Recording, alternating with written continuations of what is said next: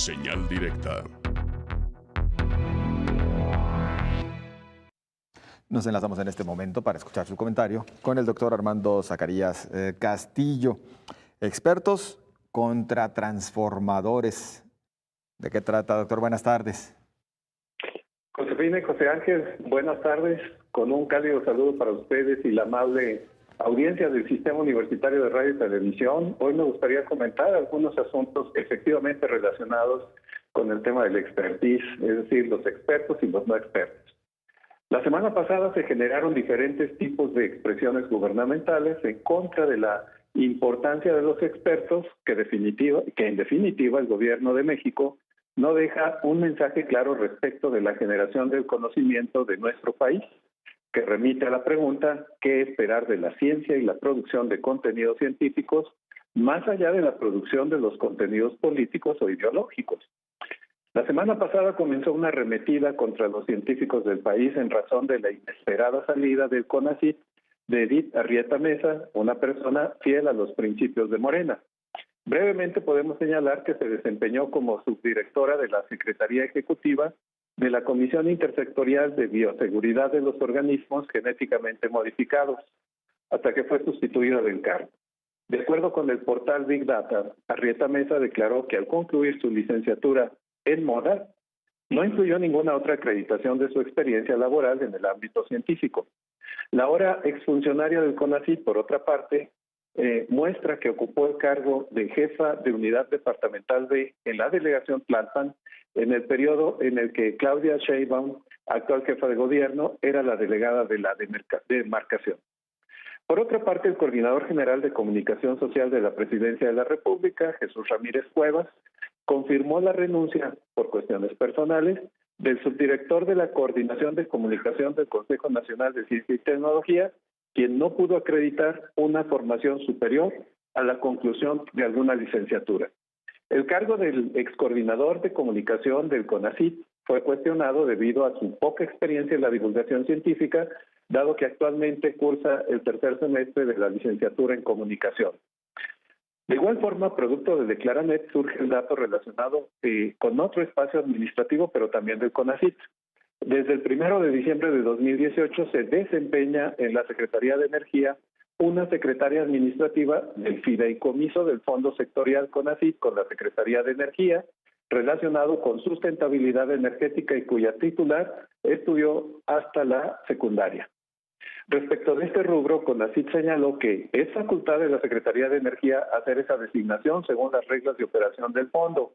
De igual forma, señala CONACYT, en los contratos del fideicomiso del Fondo Sectorial CONACYT, Secretaría de Energía, se establece que la CENER se designará al secretario administrativo.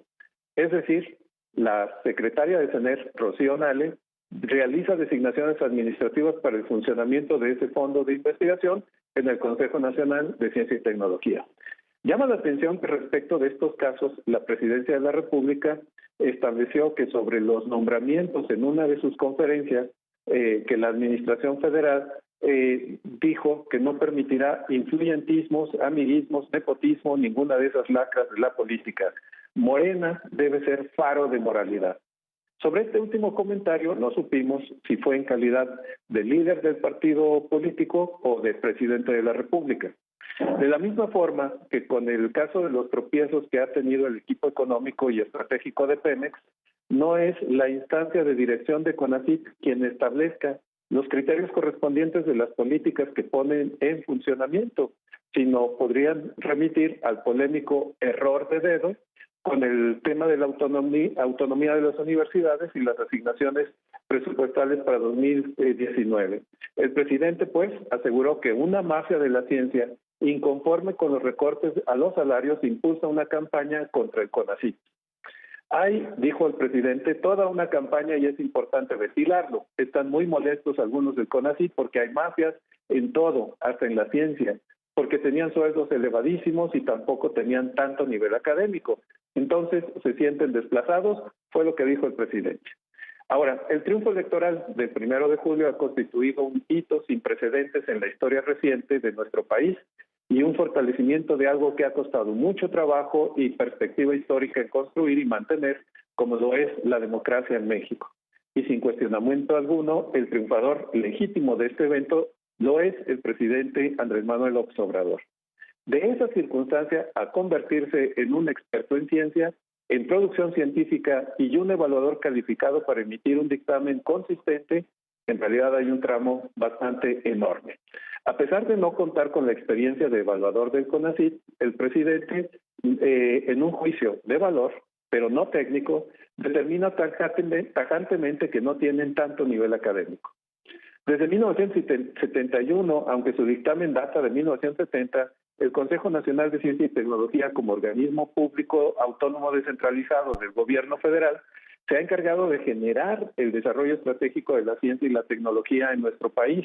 La evolución de la institución, que no está anclada, por ejemplo, a las universidades, pero tampoco a instancias de gobierno, ha permitido a lo largo del tiempo operar de manera organizada y autónoma el desarrollo de una pertinente perspectiva de la ciencia.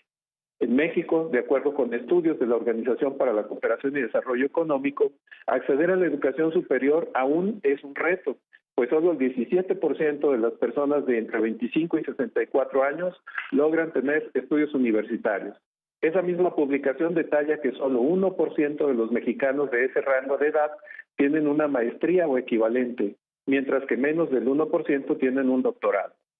Ni la secretaria ejecutiva de la Comisión Intersectorial de Bioseguridad de los Organismos Genéticamente Modificados, ni el subdirector de la Coordinación de Comunicación del Consejo Nacional de Ciencia y Tecnología, ni la secretaria administrativa del Fideicomiso del Fondo Sectorial CONACYT con la Secretaría de Energía relacionado con sustentabilidad energética estaban en ese escenario científico del 1%.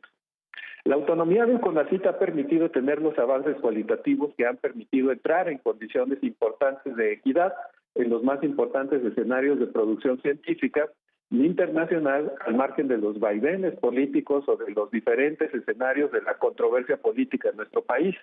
Como organismo autónomo, llama la atención que quien toma las decisiones administrativas del equipo designado sea el presidente de la República, porque él se ocupa de los nombramientos y destituciones sin que ninguna de las titulares o la directora del CONACYT o del CNES, en el caso que la involucra, hagan movimiento alguno. De la misma forma, la semana pasada también se plantearon escenarios similares en el Senado de la República cuando se evaluaron a los candidatos de la Comisión Reguladora de Energía, el CRE, propuestos por el presidente Andrés Manuel López Obrador.